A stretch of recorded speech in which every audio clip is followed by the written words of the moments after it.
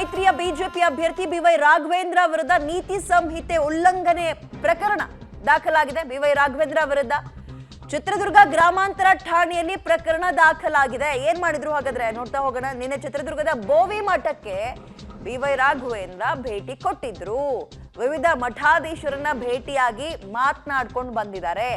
ಇದೀಗ ಬೋವಿ ಮಠದಲ್ಲಿ ರಾಜಕೀಯ ಭಾಷಣ ಮಾಡಿದ ಆರೋಪ. ಮಠಕ್ಕೆ ಭೇಟಿ ಕೊಟ್ಟ ತಕ್ಷಣ ಏನೂ ಆಗಿಲ್ಲ, ಅಲ್ಲಿ ರಾಜಕೀಯ ಭಾಷಣ ಮಾಡಿದ್ದಾರೆ ಅಂತ ಚಿತ್ರದುರ್ಗದ FST ಟೀಮ್ ಅವಿನಾಶ್ ರಿಂದ ದೂರು ದಾಖಲಾಗಿದೆ.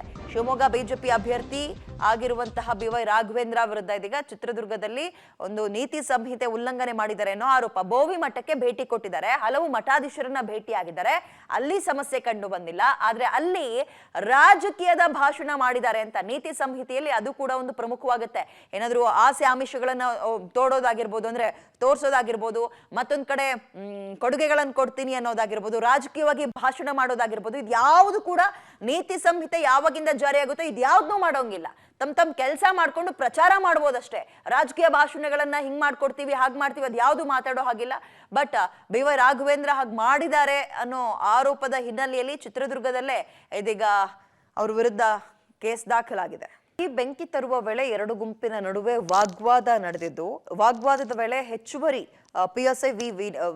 PSI ವಿನೋದ್ ದೊಡ್ಮನಿ ಯವೀಂದ್ರ ಅವರ ವಿರುದ್ಧ ಅವಾಚ್ಯ ಶಬ್ದ ಬಳಕೆಯ ಆರೋಪ ಕೇಳಿಬಂದಿದೆ.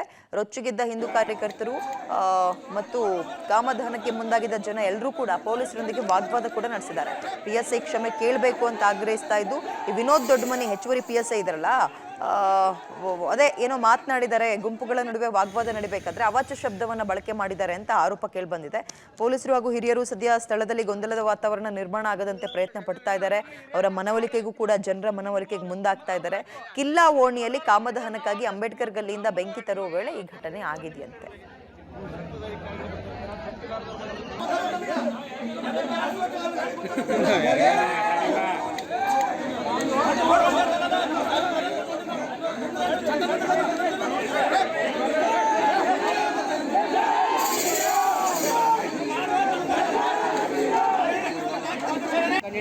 ನೋಡಿ ಅಪ್ಪ,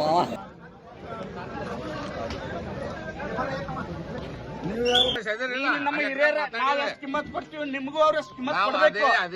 ಬಂದವ್ರು ನಮ್ಗೆ ಹಿರಿಯರು ನಾವು ಅವ್ರಿಗೆ ಎಷ್ಟು ಕಿಮ್ಮತ್ ಕೊಡ್ತೀವಿ, ನಿಮಗೂ ಕಿಮ್ಮತ್ ಕೊಡ್ಬೇಕು.